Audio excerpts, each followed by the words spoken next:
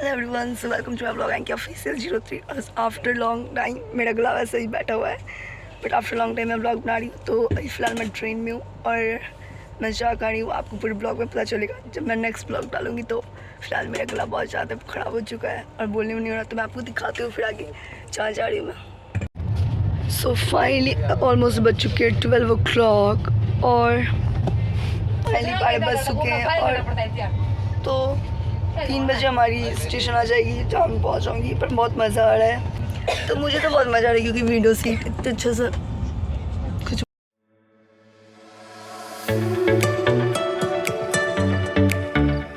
तो यहाँ पे हम कुछ देर के लिए रुके थे क्योंकि यहाँ पे एक स्टेशन आने वाला था जहाँ पे मेरी फ्रेंड के भैया रहते थे, तो फिर उन्हें कुछ देना था, इसलिए हम आए थे बाहर और फिर उन्हें देकर फिर हम चले गए क्योंकि वो बस स्टेशन में 5 मिनट के लिए ट्रेन रुकी थी। फिर मिले, फिर अंदर चले गए।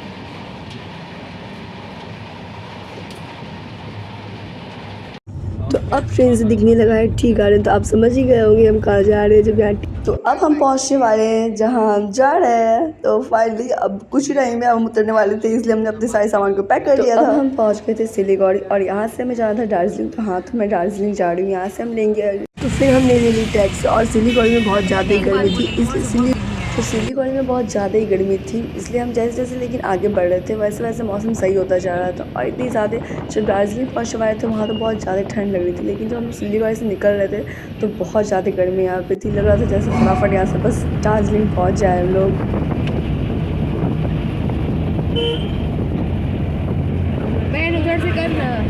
गाइस, मुझे बहुत अच्छा लग रहा है ये टी गार्डन देख के क्योंकि मैंने टी गार्डन कभी नहीं देखा, तो ये मेरा फर्स्ट एक्सपीरियंस है टी गार्डन देखने का। और इतने सारे टी गार्डन यहाँ से, तो मैं रास्ते में जहाँ भी जा रही हूँ वहाँ कहीं ना कहीं मुझे ये दिख ही जा रहा है।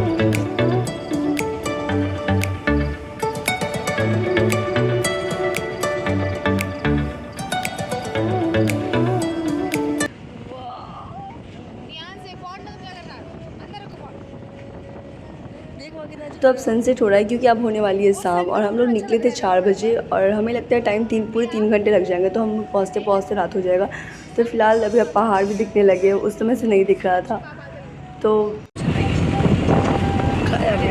मजाक करते हैं। तो अब हमारी गाड़ी जो है वो टर्न ले रही है क्योंकि अब हम धीरे धीरे पहाड़ के ऊपर जा रहे हैं। पहले हम बहुत नीचे थे, आप देख सकते हो। वहाँ से हम लोग धीरे धीरे हमारी गाड़ी जो राउंड होकर ऊपर आएगी। तो हम जैसे जैसे ऊपर जा रहे हैं तो व्यू बहुत अच्छा दिख रहा था हमें। सो फाइनली हम दार्जिलिंग के रास्ते में, यहाँ हमारा स्टॉप पर कुछ टाइम के लिए कुर्सियांग में, और बहुत मज़ा आ रहा है। अब देख सकते हैं यहाँ की वादियों को, और ये देखो जन्नत।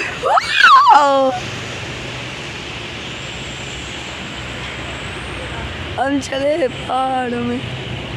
तो अब हम निकल चुके हैं वहाँ से और हम पहुँचने वाले दार्जिलिंग। तो फाइनली हम दार्जिलिंग पहुँच चुके हैं। आपको देखकर लग ही रहा होगा पहाड़ के कितने ऊपर आ चुके हैं, और ये वाला व्यू जो था नाइट का, ये बहुत ही सुंदर लग रहा था।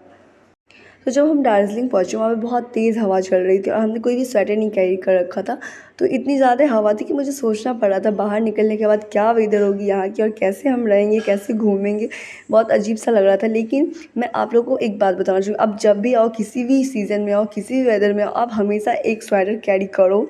अगर वो धूप हो तो कोई भी नहीं, अगर ठंड हो तो वो बहुत ज़रूरी होगी। और जब मैं पहुँच गई दार्जिलिंग तो मुझे ना एक शॉल लेना पड़ गया क्योंकि बहुत ज़्यादा ठंड हो रही थी वहाँ, और शॉल की तो बहुत ज़रूरत लग रही थी मुझे।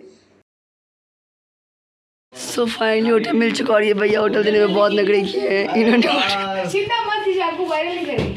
और इनको वायरल होने का बहुत टेंशन है कि मैं इसको गाइस, इनके लिए बहुत लाइक कीजिएगा क्योंकि इन्होंने मुझे बहुत रात में होटल दिया। थैंक यू भैया। तो ये बहुत अच्छे थे होटल में, और इनकी होटल थी होटल तासी, और ये बहुत ही ज़्यादा अच्छे थे। इनके स्टेशन से बहुत पास में इनका होटल था, बहुत अच्छा इनको गेस्ट था इन्होंने जो।